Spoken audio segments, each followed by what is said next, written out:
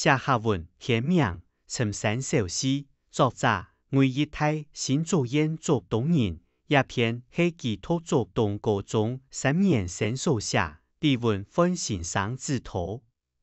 順頂彎彎滑滑嘅山路行入深山地圖，有一隻半山那包頂嘅鐘頭，嗰位係頂有200人殺嘅大家庭，逐日做種茶、耕田嘅農事，種項嘅人打早出門做事，盤烏爭轉活歇困。一種生活雖然講似無限，唔過未十分實貼。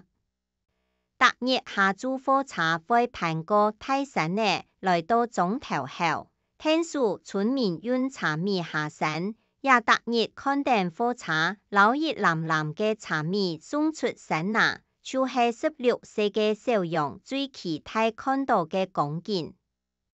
從書本地圖看到都市嘅鬧熱，廣播導航聽到一道忙實聽過嘅事物，小楊總係知道當好奇，故所以個細細嘅夢想就地夾心肝度天天嘅筆墨參順，我想做一個教書先生。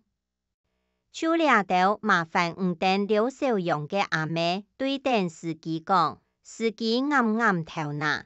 今天呢是等火車出嚟山那，看定見時見人嘅火車，小楊細細聲嘅講定。實在很想出去我輩嘅城市生活。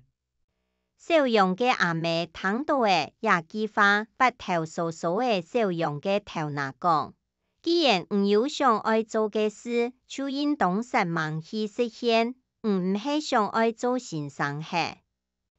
小楊默默緊啱頭，阿妹笑眯眯嘅講：天下無本人拍實嘅動作，有了夢想就愛腳踏實地打拼去做，故所唔也愛見假實忙爭做得。第二日，小楊來到學校，看定嘅到隧道見到嘅同學，雖然認真一天講就聽書伏下做田事，也下咩係木碎碎嘅。唔過，佢還係簽名故，同歲無鬥爭，盡力聽入先生講嘅內容。唔是按實忙讀書，反正下禮拜太寒咧，咩係啲田地度，做些天天書檔項嘅知識根本用唔到。小林老小楊講，小楊轉屋卡過後，老阿妹講咧也件事，阿妹看定都好啲嘅食飯嘅小楊，小定講，現代人無辦法一生人生活啲田度，人唔係機器。你愛有好奇心，想去探求，想去得到自家想愛嘅東西，現下雜茶做得揾到嘅錢。未變少咧，未來做農事，無聽錯有法度，學嘅養貴家人，故所人立米，聽錯愛出去。阿妹看定會落山嘅日頭長定小楊嘅側面，小定南記，無聽記係安屋下嘅第一個先生。小楊嘅阿妹們，未來聽錯做得看到小楊去啲講台檔嘅樣嘅。2年後，小楊當真考到嚟師範學院，愛出狀嘅日，佢去到嚟鐘頭嘅路後，所有鄉親都來送佢。阿妹我愛走你。小楊目珠含定目汁，都唔盼得看定阿妹。阿妹笑嘻嘻搭架肩頭講：唔記緊拿到唔夢想嘅日從前咧，還有乜嘅好叫？